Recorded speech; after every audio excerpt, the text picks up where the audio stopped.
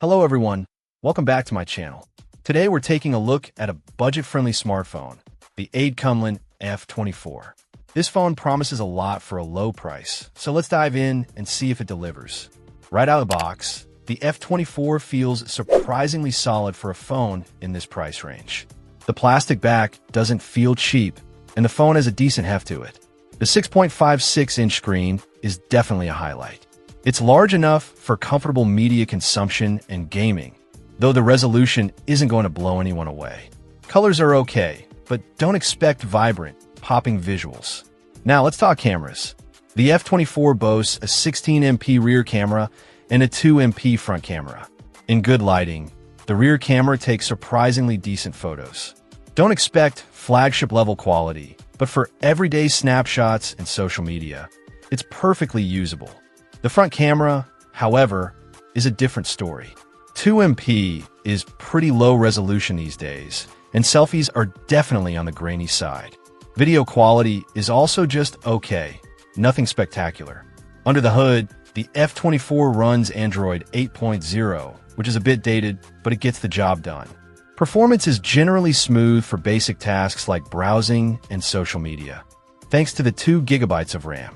However, with only 2 GB of RAM, don't expect to be playing demanding games or running multiple apps simultaneously without some lag. The 64 GB of internal storage is a nice touch, providing ample space for apps, photos, and videos. However, it's worth noting that this phone doesn't support expandable storage via a TF card.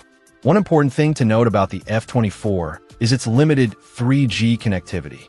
It only supports specific 3G WCDMA frequencies, 850, 1700, 1900, 2100 MHz, so be sure to check compatibility with your carrier before purchasing. This phone is definitely geared towards users who prioritize basic functionality over high-speed data. The 3200 mAh battery is a decent size and should easily last a full day with moderate usage. So who is this phone for?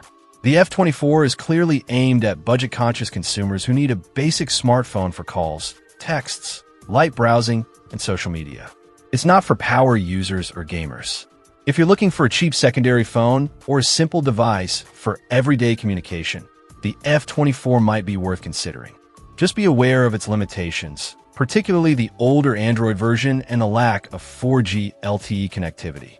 The camera performance is acceptable for the price, and the battery life is decent.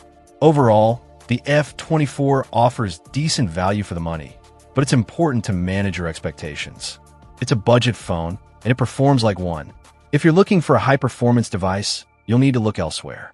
But if you need a simple, affordable phone, the F24 might be a good fit. Check out the video description for updated price. And thank you for watching this video.